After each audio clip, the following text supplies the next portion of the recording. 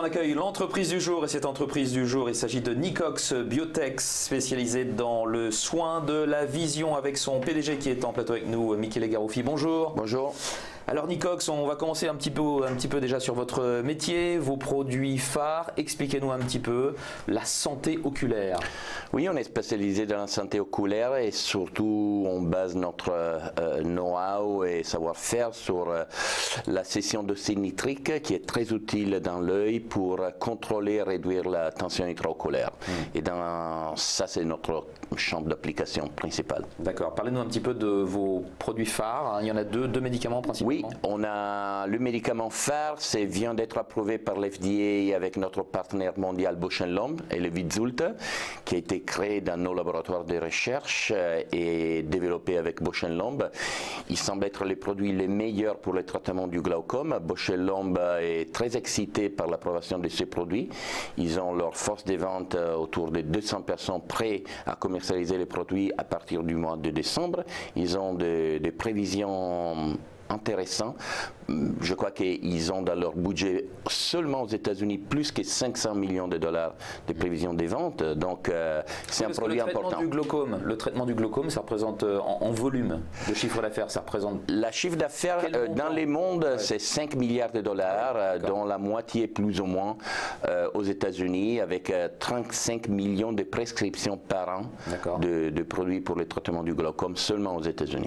Donc c'est la principale indication que vous traitez, le glaucome ou... C'est la principale indication avec Vitzulta qui, comme j'ai dit, pour le moment a été approuvé par l'FDA. Bausch & Lomb est en train de chercher des partenaires pour le Japon, pour l'Europe et dans tout le monde. C'est un médicament qui aura un marché mondial. Donc très important pour Nicox. Ça a été la première nouvelle entité chimique jamais approuvée par l'FDA pour une biotech start-up française. C'est très important. Ce qui caractérise Nicox quand même, c'est que c'est la seule biotech à avoir eu 2 autorisations de mise sur le marché aux États-Unis. Absolument. Je crois que le marché ne l'a pas encore apprécié, n'a pas encore compris qu'on n'a plus de risques sur ces 2 molécules et on a toute une pipeline de produits, un portefeuille de produits avec un très grand potentiel.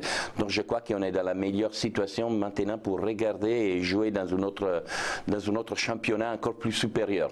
Est-ce qu'on peut dire que Nicox a mangé son pain noir, on peut le dire, ça y est, maintenant? Oui, on a mangé beaucoup de pain noir. On a mangé beaucoup de pain noir dans notre vie, comme tous les biotech. Et donc, je souhaite à tous mes collègues de tous les autres biotech qui ont des problèmes de réussir comme Nicox. Je suis certain qu'il y aura beaucoup qui vont arriver comme Nicox, mais il faut comprendre que la vie de la biotech est compliquée.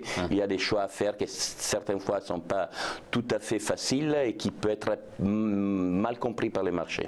Donc, ces 2 faits marquants en termes de bilan pour 2017, autorisation de mise sur le marché, qu'est-ce qu'on peut attendre en 2018 pour Nicox? En 2018, d'abord, on verra commencer les ventes finalement de Vitzulta au début de l'année, donc à partir de décembre. Ça va très vite.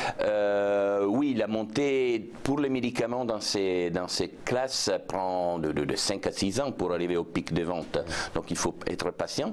Et vers la fin de l'année, on aura le lancement du 2e molécule qu'on a eu approuvé, le Zerviat, que c'est un collier de cétrizine, un anti-allergique qui a été approuvé par l'FDA, qui on lancera avec un nouveau partenaire, Ivance, une belle société qui a été créée par un grand groupe financier qui est derrière, avec un team de managers avec beaucoup d'expérience aux États-Unis dans le domaine ophtalmique.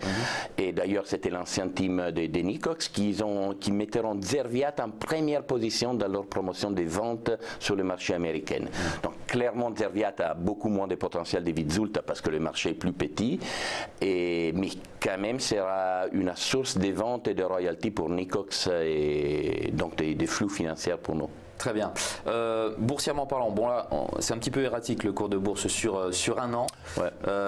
Vous jugez que quoi, la bourse ne prend pas la pleine mesure de tout le potentiel que représente Nicox? Oui, c'est clair que peut-être on a fait des erreurs dans la communication. On a préféré rester avec un profil très bas, mais maintenant c'est le moment de parler parce que d'avoir, comme vous avez dit correctement, 2 produits approuvés par l'FDA, c'est un fait unique dans les biotech européennes, je ne dis pas françaises, mais européennes.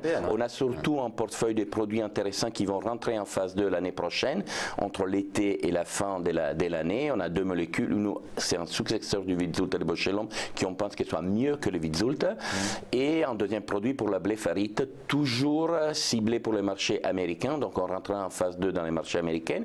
Et surtout, il ne faut pas oublier, on a un portefeuille de produits en préclinique, en recherche, très intéressant, avec une approche nouveau dans les traitements de l'hypertension oculaire, très intéressant, et j'espère qu'on pourra donner des résultats aussi sur cette portefeuille de produits courant l'année prochaine. En capitalisation boursière, Nicox, on est à 280 millions, inclus le cash. Sans le cash, on est autour de 240 millions d'euros.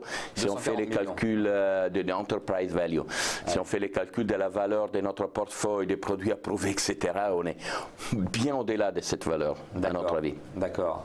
Donc vous avez assez de cash pour vivre pendant Oui, encore absolument. On peut continuer la phase 2, on n'a pas de problème, on a beaucoup de projets. On verra, ça c'est la vie des biotech, de toujours garder une marge de manœuvre pour continuer à développer le portefeuille. Vous pensez que si vous étiez coté aux États-Unis, vous seriez mieux compris par les investisseurs? Il y a une différence au niveau de la perception des investisseurs européens par rapport aux Américains? Absolument, oui. Ce que tous les analystes et tous les investisseurs américains qui sont déjà présents dans le capital de Nicox autour de 20-25%, ils nous disent depuis longtemps, donc ça fait partie de nos projets, on a toujours dit, on ne peut pas dire quand, mais ça fait partie de nos projets. On peut dire que 2017, ce sera l'année pendant laquelle Nicox est entré dans la cour des grands. Oui, exactement. On joue dans un autre championnat. Très bien. Michele Garoffi, merci beaucoup d'avoir été avec nous ce matin. PDG de Nicox. Merci. Merci, au revoir, à bientôt.